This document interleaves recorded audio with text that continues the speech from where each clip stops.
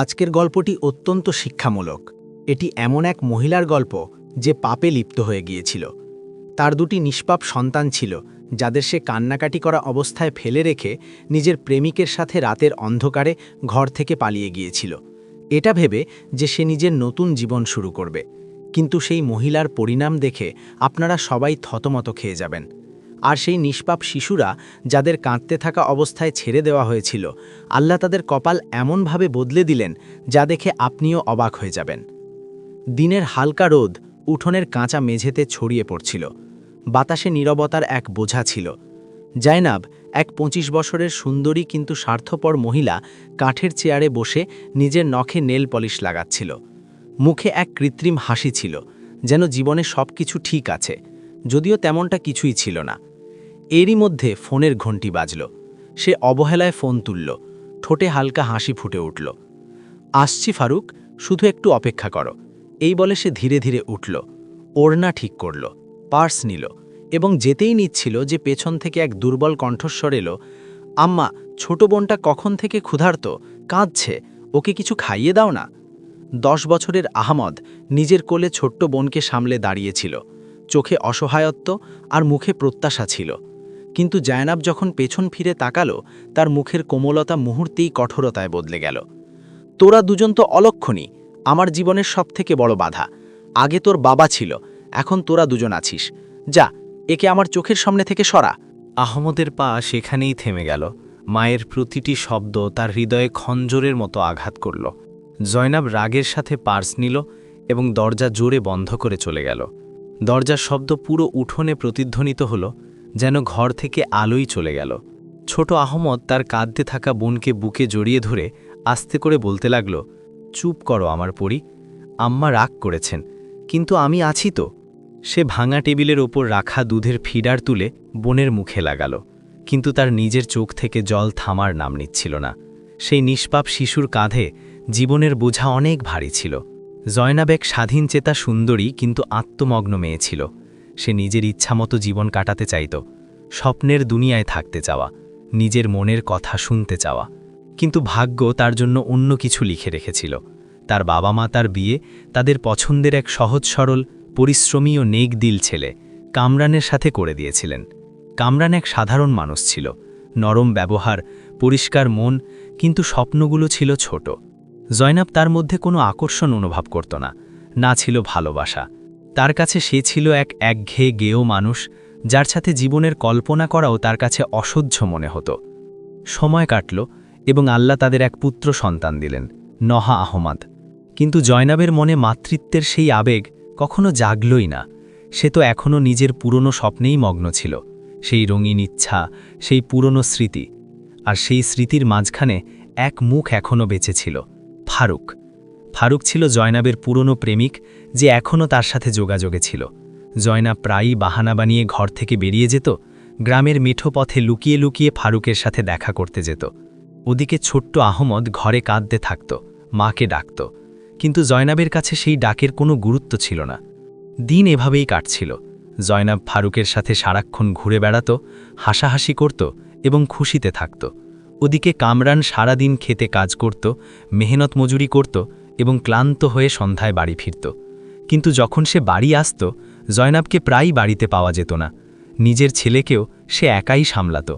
আহমদকে নিজে দুধ খাওয়াত, তার খেয়াল রাখত এবং তার কান্নার শব্দ শুনে মনে মনে ভেঙে পড়ত। একদিন কামরান জয়নাবকে ধীর অথচ যন্ত্রণাদায়ক কণ্ঠে বলল, জয়নাব, তুমি আহমদের একটু খেয়াল রাখা করো। আমি তোমাকে বাইরে যেতে মানা করি না, কিন্তু আহমদ এখনও অনেক ছোট, ওর মায়ের দরকার। ও ক্ষুধার্ত হয়ে যায়, কান্নাকাটি করে, আর আমি সারাদিন খেতে থাকি। তোমার ওর খেয়াল রাখা উচিত। এই শোনা মাত্রই জয়নাব ক্ষেপে উঠল। রাগে তার চোখ লাল হয়ে গেল এবং সে চিৎকার করে বলল, তুমি তোমার মুখ বন্ধ রাখো, তোমার কাছে আছেই বাকি। এক তো আমার মা বাবা তোমার সাথে দিয়ে আমার জীবন নষ্ট করে দিয়েছেন, আর ওপর থেকে আমি তোমার ছেলেকে সামলাবো। খেয়াল তো রাখি, এখন আমি আর কি করব? ঘরের সব কাজও তো আমিই করি। কামরান চুপ হয়ে গেল। সে জানত যে যখনই সে জয়নাবের সাথে কথা বলার চেষ্টা করত, সে এভাবেই খেপে যেত এবং তার নীরবতাই তার ভাগ্য হয়ে যেত। একদিন কামরান কাজ থেকে ফিরছিল। পাকা রাস্তায় হঠাৎ তার সাইকেল খারাপ হয়ে গেল সে দুশ্চিন্তার মধ্যে রাস্তার ধারে দাঁড়িয়ে নিজের সাইকেল দেখছিল যে হঠাৎ তার নজর পাশ দিয়ে চলে যাওয়া এক বাইকের উপর পড়ল। সেই বাইকে জয়নাব এক যুবকের সাথে বসে হাসি মুখে চলে যাচ্ছিল। জয়নাবের সেই হাসি, তার উদাসীনতা আর অন্য কারোর সাথে এভাবে বসা সব কিছু কামরানের হৃদয়ে বিজলির মতো বিঁধল। সাইকেলের পাশে দাঁড়িয়ে থাকা কামরানের দুনিয়া যেন এক নিমেষে অন্ধকারে ডুবে গেল। সে অনেকক্ষণ সেখানেই স্থবির হয়ে দাঁড়িয়ে থাকল, তারপর ভাঙা মন নিয়ে বাড়ি চলে এলো। সেদিন সে অত্যন্ত বিচলিত ছিল, তার মুখ থেকে যেন হোশ উড়ে গিয়েছিল। যখন জয়নাব বাড়ি ফিরল, কামরান সাহস করে তাকে জিজ্ঞেস করেই ফেলল, তুমি কোথায় গিয়েছিলে, আর ওই লোকটা কে ছিল? এটা শোনা মাত্রই জয়নাব অগ্নিশর্মা হয়ে গেল। সে চিৎকার করে বলল, তুমি আমাকে সন্দেহ করছো? ও আমার কাজিন ছিল। আমি তোমাকে বলিনি, কিন্তু তার মানে এই নয় যে তুমি আমাকে সন্দেহ করবে। জয়নাব চিল্লাচিল্লি করতে লাগল। কামরান তড়িঘড়ি করে নরম সুরে বলল, না জয়নাব, আমি তোমাকে সন্দেহ করছি না, আমি তো শুধু জিজ্ঞেস করেছিলাম। কিন্তু জয়নাবের রাগ কমল না। জয়নাব প্রায় সারাদিন ঘর থেকে গায়েব থাকত। কামরান খেতে মেহনত মজুরিও করত, আবার ক্লান্ত হয়ে ফিরে এসে অনেক সময় ঘরের খাবারও নিজেই বানাত। আজকাল তার শরীর এমনিতেও খারাপ থাকত, কিন্তু জয়নাবের তাতে কোনো পরোয়া ছিল না। সে সবসময় নিজের মধ্যেই মগ্ন থাকত, নিজের মেকআপ, সাজগোজ আর সারাক্ষণ ফারুকের সাথে ফোনে কথা বলা। আহমদের প্রতি তার ভালোবাসা ছিল না বললেই চলে। তার মনে হতো কামরান আর আহম্মদ তার পায়ের সেই শিকন যা তাকে স্বাধীনতায় বাধা দিচ্ছে। তারপর একদিন আল্লাহ জয়নাবকে আরও এক নিয়ামত দিলেন, এক ছোট্ট কন্যা সন্তান। ঘরে এক নতুন জীবন এলো, কিন্তু সেই সাথে কামরানের জীবনের প্রদীপ নিভে গেল। সে হঠাৎ অসুস্থ হল এবং কয়েকদিনের মধ্যেই দুনিয়া থেকে বিদায় নিল। কামরান চলে যাওয়ার পর জয়নাব যেন পুরোপুরি স্বাধীন হয়ে গেল। এখন তার জন্য না কোনো বাধা দেওয়ার লোক ছিল, না টোকানোর কেউ, না কোনো সন্তানের হোশ, না কোনো দায়িত্বের অনুভূতি। সে রোজ তৈরি হয়ে আয়নার সামনে ঘণ্টার পর ঘণ্টা বসত, সুগন্ধি লাগাত, রঙিন জামাকাপড় পরত এবং তারপর দিন চড়ার আগেই ফারুকের সাথে বেরিয়ে যেত। পুরো দিন হাসি ঠাট্টা, ঘোরাঘুরি ও খাওয়া দাওয়ায় কাটত এবং সন্ধ্যা নামলে যখন ফিরত সোজা গিয়ে বিছানায় শুয়ে পড়ত। না আহম্মদকে দেখত, না ছোট্ট পরীকে। ছোট আহম্মদ তার ছোট্ট বোনকে কোলে নিয়ে ভাঙা বোতলে দুধ গুলত আর নিজের ছোট্ট বোনকে চুপ করানোর চেষ্টা করত। গ্রামের মহিলারা দূর থেকে দেখে মাথা নাড়ত, তওবা তওবা, কেমন মহিলায়, স্বামীর শোকও পালন করল না আর বাচ্চাদের খেয়াল পর্যন্ত নেই। কিন্তু জয়নাবের না পরোয়া ছিল, না কোনো অনুভূতি। তার কাছে দুনিয়া বলতে এটুকুই ছিল, ফারুক, স্বাধীনতা আর নিজের ইচ্ছা। দুপুরের শান্ত সময় ছিল। সূর্যের আলো উঠোনের কাঁচা মেঝেতে ছড়িয়ে পড়ছিল। ছোট আহমদ নিজের ছোট্ট বোনকে কোলে নিয়ে মাটিতে বসেছিল। বোনের হালকা হিক্কা উঠলে সে কখনো তাকে চুপ করাত, কখনো আদর করে দোলা দিত। এই মুহূর্তে দরজা ক্যাঁচ করে উঠল এবং জয়নাব আবির্ভূত হল।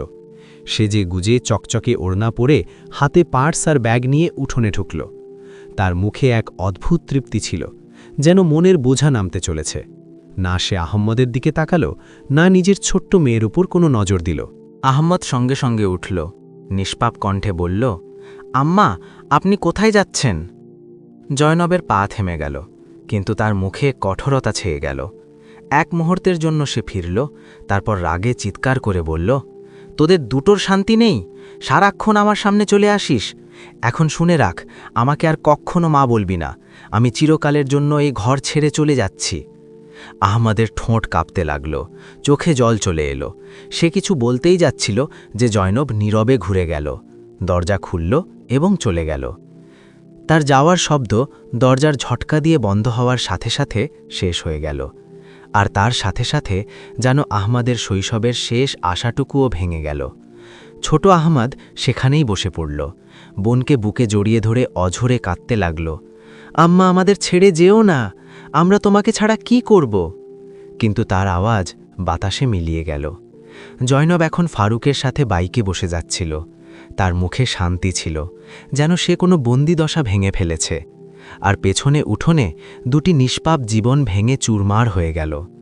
যখন গ্রামবাসীরা এই দৃশ্য দেখল, তখন প্রত্যেকের মুখে একটাই কথা ছিল, তওবা তওবা, কেমন মহিলায়ে, বাচ্চাদের পর্যন্ত খেয়াল করল না? আহমদ বোনকে কোলে নিয়ে গ্রামের গলিতে গলিতে ঘুরতে লাগল। সে তার মাকে খুঁজত, প্রতিটি দরজায় নজর দিত, কিন্তু উত্তরে পেত শুধু নীরবতা অথবা তিরস্কার। কিছু মহিলা দয়া দেখিয়ে বলতো, বেচারা বাচ্চা, ওর কি দোষ ছিল।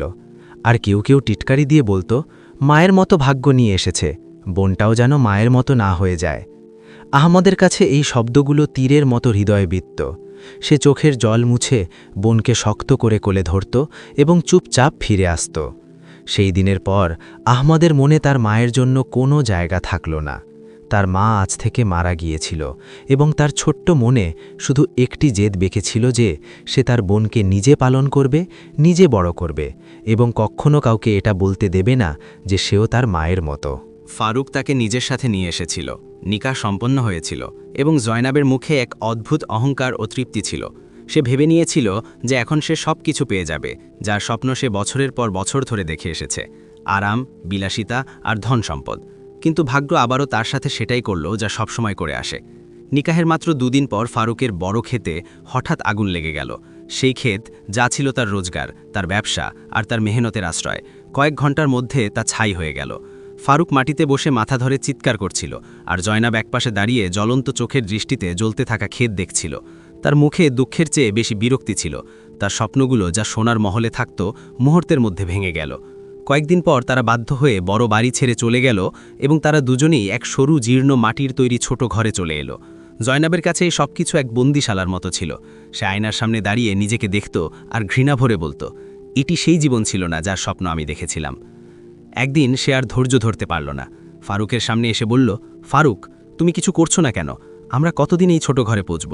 তুমি জানো তো আমার স্বপ্ন কত বড়? এই শুনে ফারুকের ধৈর্যের বাঁধ ভেঙে গেল। সে রাগে দাঁড়িয়ে পড়ল, মুষ্টিবদ্ধ করে চিৎকার করল, জয়নাব, চুপ করো। এই সব কিছু তোমার জন্য হয়েছে।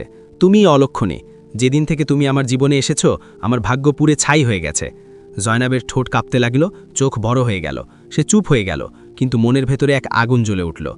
এখন তাদের মধ্যে ভালোবাসা নয়, শুধু ঝগড়া বাকি ছিল। প্রতিদিন প্রতি রাতে তিক্ত কথা আর উপহাসে ভরা থাকত। এভাবেই বছর কেটে গেল, 6 বছর কেটে গেল, কিন্তু তাদের ঘরে কোনো সন্তান হলো না। ফারুক এখন জয়নাবকে ঘৃণা করতে শুরু করেছিল। প্রায়ই বলতো, তুমি তো বন্ধা, তুমি আমাকে কখনো উত্তরসূরি দিতে পারলে না। জয়নাব চুপ থাকত, কিন্তু তার চোখে শূন্যতা আর অনুশোচনা বাড়তে থাকল। তারপর একদিন দরজা খুলল। ফারুক এক তরুণী সুন্দরী মেয়ের সাথে ঘরে ঢুকল। জয়নাব অবাক হয়ে দেখল, এ কে? ফারুক নিষ্ঠুরভাবে বলল, এ আমার নতুন স্ত্রী, আমি দ্বিতীয় বিয়ে করে নিয়েছি। জয়নাবের শরীর থেকে যেন প্রাণ বেরিয়ে গেল। সে চিৎকার করে বলল, তুমি আমার সাথে এমনটা কিভাবে করতে পারলে ফারুক? আমি তোমার জন্য সব কিছু ছেড়েছি। ফারুক হাসল, কিন্তু সেই হাসি ছিল বিষাক্ত। সব কিছু? তুমি তো নিজের স্বামীকে ধোঁকা দিয়েছ, নিজের বাচ্চাদের ছেড়ে এসেছ। আমার কি বিশ্বাস যে কাল অন্য কারোর জন্য তুমি আমাকেও ছেড়ে দেবে না?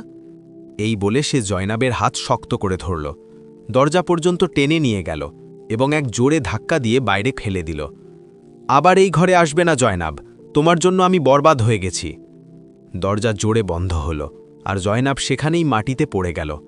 ধুলো উঠছিল, সন্ধ্যা নামছিল, আর সেই মহিলা যে একসময় সব কিছু পাওয়ার জন্য বেরিয়েছিল, আজ নিজের পাপের বোঝার নিচে চুপচাপ বসেছিল। চোখ থেকে জল পড়ছিল, আর মনে শুধু একটি অনুভূতি ছিল যে এখন হয়তো ফেরার কোনো পথ বাকি নেই। গরম আর ধুলোয় ভরা দুপুর ছিল। রাস্তার ধারে অগোছালো চুল আর ছেঁড়া পুরনো পোশাকে মোড়ানো এক মহিলা হাতে খালি বাটি নিয়ে টলমল পায়ে হাঁটছিল। তার মুখে জীবনের সমস্ত ক্লান্তি লেখা ছিল, চোখে শুধু অনুশোচনা আর হৃদয়ে অসংখ্য স্মৃতি। এ সেই জয়নাব যে কখনো অহংকার আর ইচ্ছার দুনিয়ায় বাস করত। এখন সে না কারোর প্রেমিকা ছিল, না কারোর স্ত্রী। সে ছিল শুধু এক ভিটারিনী যে রাস্তায় রাস্তায় হোঁচট খেয়ে বেঁচে থাকত। প্রতিদিন সে কোনো না কোনো গলিতে গিয়ে হাত বাড়িয়ে দাঁড়িয়ে থাকত।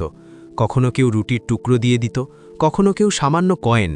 রাতে কোনো চবুতরার উপর মাথা রেখে শুয়ে পড়ত, আর ঘুমে প্রায়ই নিজের সন্তানদের মুখ মনে করে ছটফট করে উঠত।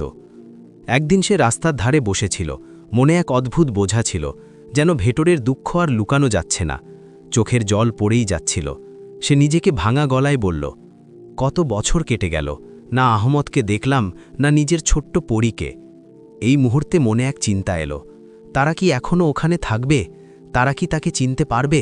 তার জন্য কি কোনো ক্ষমা বাকি আছে? জয়নাব কাঁপতে থাকা হৃদয়ে সিদ্ধান্ত নিল, আমাকে ফিরে যেতে হবে আমার গ্রামে, আমার সন্তানদের কাছে। তার চেহারা এখন কারোর চেনার মতো ছিল না।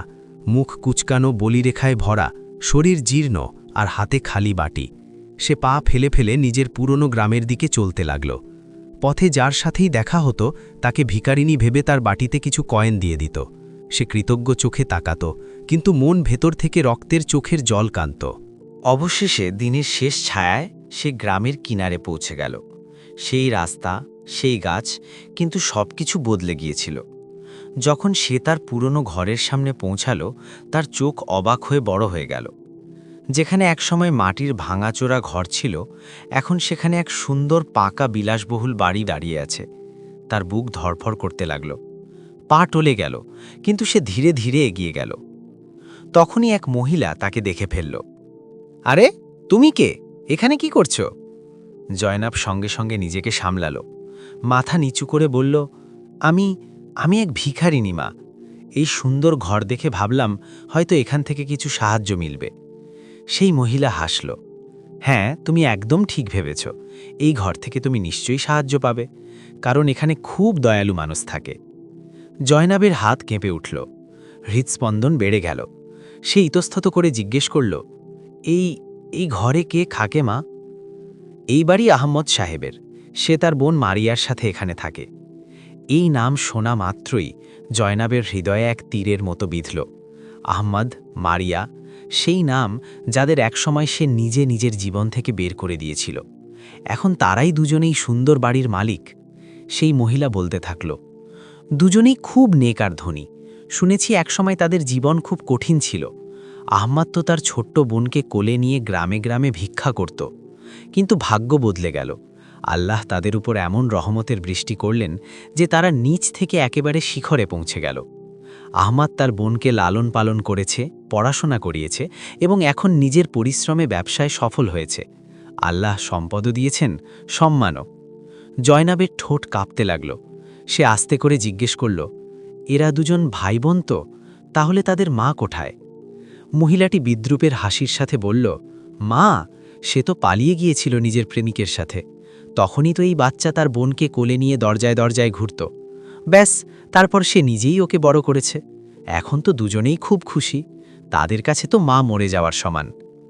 এই বলে সেই মহিলা আগে বেড়ে গেল এবং জয়নাব সেখানেই দাঁড়িয়ে থাকল, যেন পাথরের মূর্তি হয়ে গেছে। তার ভেতরের সমস্ত অনুভূতি ভেঙে চুরমার হয়ে গিয়েছিল। সাহস করে সে দরজার কাছে গেল এবং কাঁপতে থাকা হাতে ধীরে ধীরে টোকা দিল। কয়েক মুহূর্ত পর দরজা খুলল। সামনে এক সুন্দরী কোমল চেহারার তরুণী মেয়ে দাঁড়িয়েছিল এবং জয়নাব যেন শ্বাস নিতেই ভুলে গেল। সেই মেয়েটি হুবহু জয়নাবের যৌবনের প্রতিচ্ছবি ছিল। সেই চোখ, সেই মুখচিত্র, সেই নিষ্পাপ দ্যুতি, এ ছিল মারিয়া।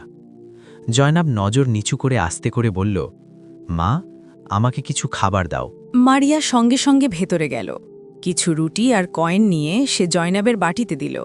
তারপর হেসে বলল, আল্লাহ তোমার সহায় হন মা, এবং ভেতরে চলে গেল। জয়নাবের চোখের জল উপচে পড়ল। তার ঠোঁট কাঁপল। মা শব্দটা গলাতেই আটকে রইল। সে যখন ফিরে আসছিল, তখনই সামনে থেকে এক সুন্দর তরুণ ছেলে এলো। সাদা সালোয়ার কামিজে, হাতে ফোন নিয়ে হাসতে হাসতে ঘরের ভেতরে যাচ্ছিল। জয়নাব তাকে চিনতে দেরি করল না। এ আহমদ ছিল, তার ছেলে, যাকে সে একসময় ক্ষুধার্ত ও ক্রন্দনরত অবস্থায় ফেলে গিয়েছিল। এখন সে এক সম্মানীয় সুখী মানুষ, কিন্তু তার কাছে জয়নাব ছিল শুধু এক অচেনা ভিখারিনী। জয়নাবের পায়ে যেন কোনো শক্তি ছিল না। সে রাস্তার ধারে বসে পড়ল, মুখ দুহাতে ঢেকে অঝরে কাঁদতে লাগল। কাশ আমি যদি আমার বাচ্চাদের না ছাড়তাম, কাশ আমি যদি আমার স্বামীর মর্যাদা দিতাম, কাশ আমি যদি পাপের পথে না চলতাম। চোখের জল মাটিতে মিশে গেল, কিন্তু মনের অনুশোচনার তুফান থামল না। এখন তার কাছে না ঘর ছিল, না সন্তান, না সম্মান, শুধু লজ্জা আর খালি বাটি। এমনই পরিণাম হয় সেই মহিলাদের যারা নিজের মেহরাম সম্পর্কগুলোকে ছেড়ে অমেহরামদের উপর ভরসা করে।